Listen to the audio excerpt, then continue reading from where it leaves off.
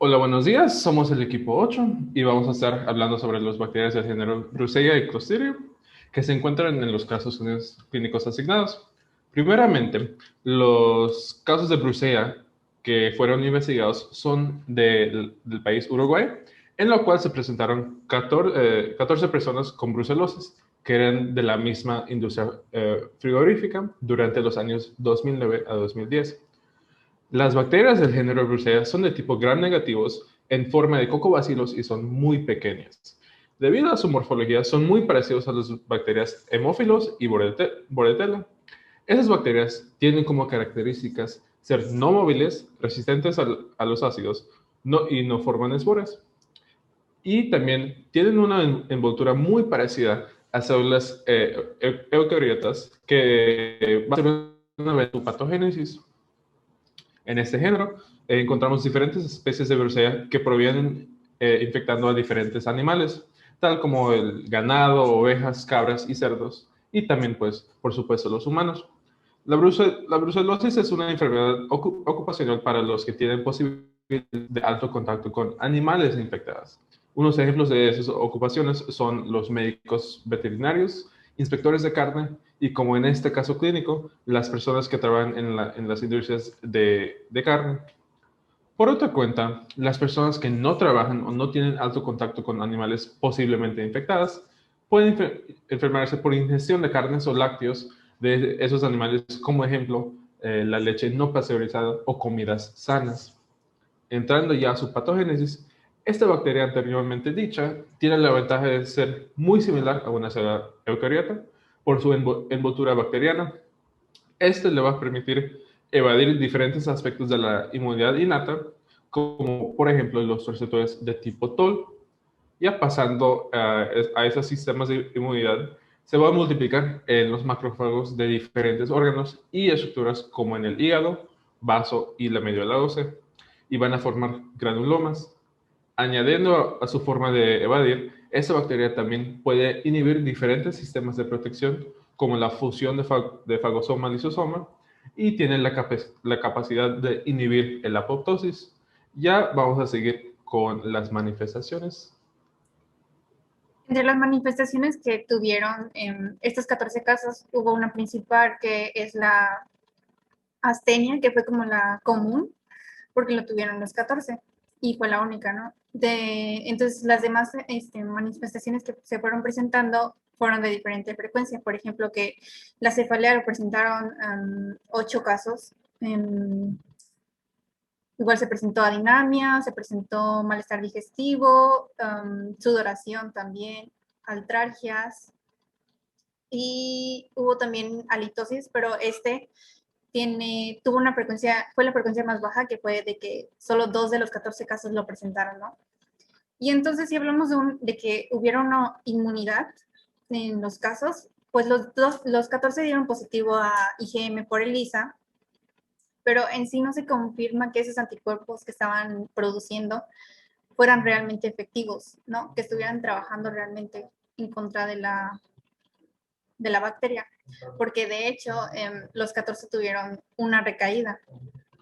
Y como diagnóstico, pues utilizaron dos métodos, que el primero fue Rosa de Bengala, donde los 14 tuvieron serología positiva. Y el segundo método fue el que ya mencioné, el de IgM por ELISA, donde igual los 14 dieron positivo, así que básicamente se usaron este, métodos indirectos para estos diagnósticos. En cuanto al tratamiento, tenemos que en 8 de los trabajadores se inició con una monoterapia con doxiciclina, pero todos tuvieron recaídas, por lo que nuevamente fueron tratados y se empleó doxiciclina, pero esta vez con rifampicina o gentamicina. Y este es como que el tratamiento primario, porque en conjunto estos dos fármacos hacen que el tratamiento sea mucho más efectivo. En los otros 6 trabajadores se inició tratamiento con doxiciclina y la rifampicina o la gentamicina, y se obtuvo que solamente 2 personas tuvieron recaídas, por lo que se vuelve a recalcar pues la efectividad de estos dos medicamentos como tratamiento. En cuanto a la prevención, tenemos que sería bueno optar por una separación y delimitación en cuanto a las áreas de trabajo.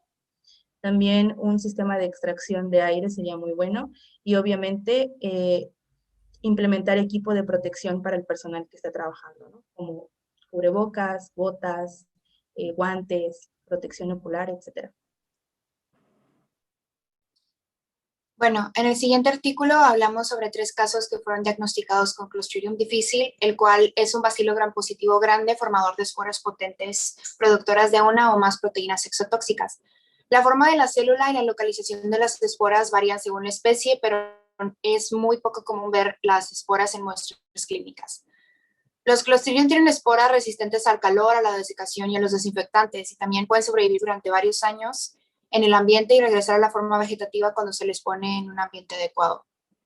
2 características importantes de este son que el grupo isotóxico que incluye a Clostridium produce molicinas en el sitio de infección agudas que tienen efectos líticos, y que el grupo neurotóxico que incluye a acetetán y a botulinum produce neumotoxinas que ejercen su efecto en sitios neurales remotos con respecto a las bacterias. Epidemias asociadas a Clostridium poseen una elevada tasa de recurrencia que es entre el 15 y el 30% después del primer episodio de diarrea por C. diff. Luego de una primera recurrencia, las tasas llegan al 40% y sobre el 60% después de 2 o más recurrencias. Los Clostridium esporógenos también provienen del medio ambiente y por ende es el principal reservorio de C. diff. Incluye pacientes colonizados o infectados junto con ambientes y superficies que fueron contaminadas en las instituciones que están relacionadas con la salud. Y su patogénesis, la flora anaerobia vive normalmente en una relación inocua de hospedero, pero cuando se les desplaza de su nicho sobre la superficie mucosa a tejidos normalmente estériles es cuando causan infecciones peligrosas. Los traumatismos y los factores del hospedador son las que crean oportunidades de infección, así como el cáncer o heridas. También es importante recalcar que la relación entre la microbiota y el sitio de infección puede ser indirecta, por lo que la flora puede ingresar por ya sea aspiración para desplazarse a cierta distancia. Y aún con acceso a los tejidos, estos también requieren de factores adicionales de virulencia para poder provocar una infección. Bueno, hablando de la inmunidad, tenemos 2 tipos de anticuerpos, los TCD alfa y TCD beta.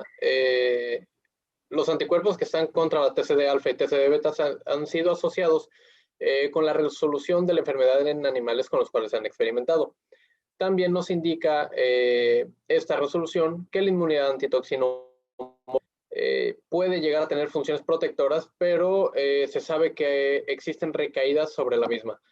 Para las manifestaciones, normalmente es diarrea, tienen un inicio que ocurre por lo general entre los 5 y 10 días posteriores a que se inicie con antibiótico, y bueno, puede ser líquida o sanguinolienta, acompañada con espasmos abdominales, dolor, leucocitos o hasta fiebre. Y bueno, para las manifestaciones la más peligrosa o la que nos sugiere un mayor riesgo es el megacolón tóxico, que es la complicación más seria. Y hablando de diagnóstico, la detección directa de las toxinas en las heces ha reemplazado en gran medida al cultivo como un método, ¿no? Y también existen inmunovaloraciones con las cuales podemos asociar el diagnóstico temprano.